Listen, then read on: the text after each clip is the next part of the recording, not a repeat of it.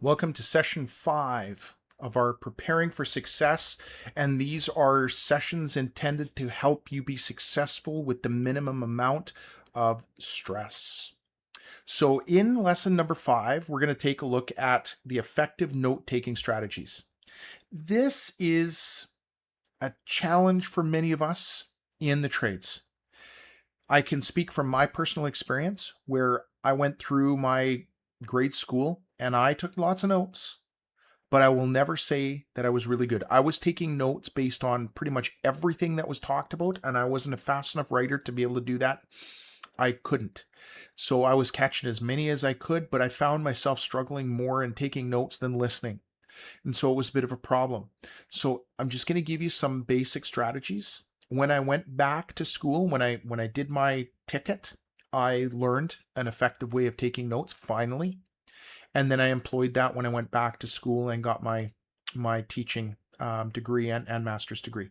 So it was something that I was able to use a lot later on in life, and it made it so much easier.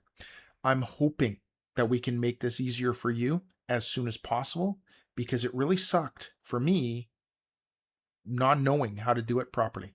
It was just really hard. So let's take a look at what we can do. Okay, taking notes. What is your style? Don't force this fit. Don't just look for the most convenient, look for one that makes it make sense. Because we all think a little bit differently. And I'll show you the one that worked for me, but it's not a traditional one.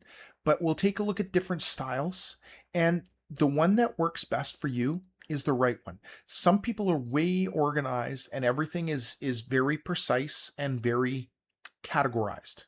And then there's me, that I love the maps and I love to see how everything connects. And that's where I started to find my benefit, because when I start to do controls and I take a look at single line diagrams, everything makes sense because it's the way I think. Don't need to force a fit. Choose one that your brain works with. So Cornell note system. The Cornell system is a lot more established. It's a lot more. It's meticulous. I would recommend that no matter what type of notes you're taking, date, name of the class, and name of the text on the top. Where are the notes coming from? Where are this information coming from? Put a date in there for sure. Okay, it's kind of important to, if you happen to get your notes scrambled or something like that, it's easier to put this back in. Put a title in there of some sort. You generally are going to have stuff like electrical theory, you're going to have code, and you're going to have lab. Okay, those are the three broad categories. And then underneath each one, you're going to have different subcategories. So if you can keep them as organized as possible, makes it easier. Again, that's for all things. But in the Cornell note system, we're going to make sure that we're using, and we're going to divide this up into 4 segments. This is where your summary is going to be. This is where your base notes are going to be, your information header up top here, and then we can write keywords and phrases in here. Okay, and this is very helpful for us to be able to make our flashcards afterwards. Okay, from these from the summary and up here. But this is the part where you're going to be writing on during class time.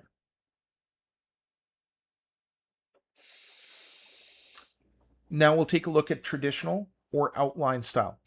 The Cornell system is just a layout. You can put the traditional or outline style in the Cornell. It's fine. All it's doing is just providing a nice space and organization. So when we look at this here, metric system, temperature scales, it's categorized. And so what you've got is you got bullet points. And then each one's got sub-bullet point and then a sub-bullet point. Okay, each one. Progressive, metric, temperature scales, Celsius.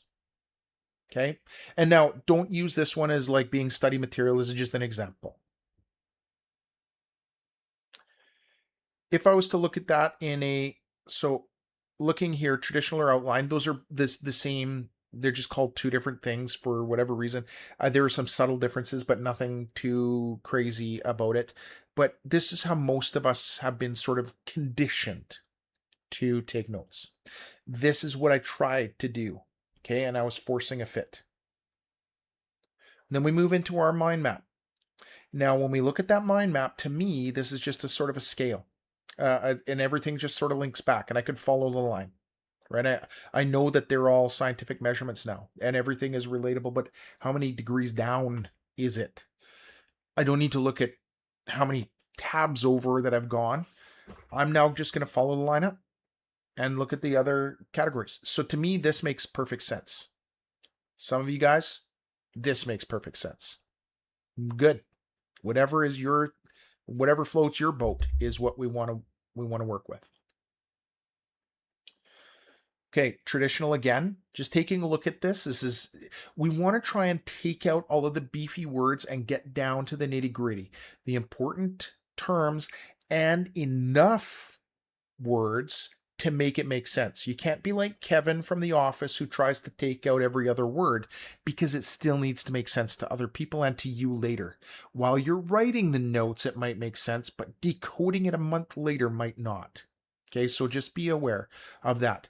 Make sure that it's got enough.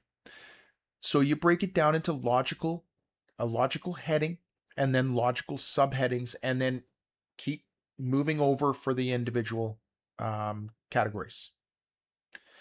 Some definitions in here overall. Okay, that's this version here, taking a look at electrical circuit components. When I look at another version of a map, I'm still looking at electrical circuit components. All are necessary. They all have a link directly back to the overall heading. Power source, load, conductors, and control. Now, over here, I'm now having another drop down, but I'm just going to go back. Let's take a look at what this is saying. Necessary components, power, load, conductors, control. And then it's got the definitions. And then I've got some subnotes here. No problem. Logical. Sequenced. Nice. Do I have the same information in here? I have the terms and the definitions under each thing. I've got them separated, but I've got a link inside. Again, a lot of people in the technical trade side find the mapping is a more effective way to do it. It does take some time to perfect it and to make it work good, because you'll run out a lot of paper. It uses lots. So go in with a big old notepad.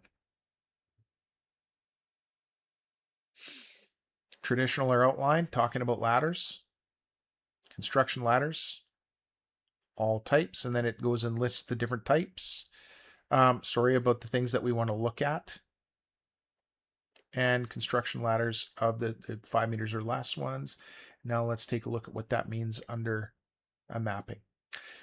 Now, the mapping doesn't always have the connecting lines, but what we're doing is just, it's like balloon diagrams. You're just putting a circle around them and you're putting your notes. But these ones here are all linked to our all types. This is general information. And then I go down here and it's more specific. It's got all of the same information. It just lays it out differently. So whatever it is that makes sense to you as far as note taking, please go with it. It is something that your primary school will have talked to you about to some degree, but probably not enough and to your style and the way that your brain works. So just to try and throw some different options at you. See you in the next one.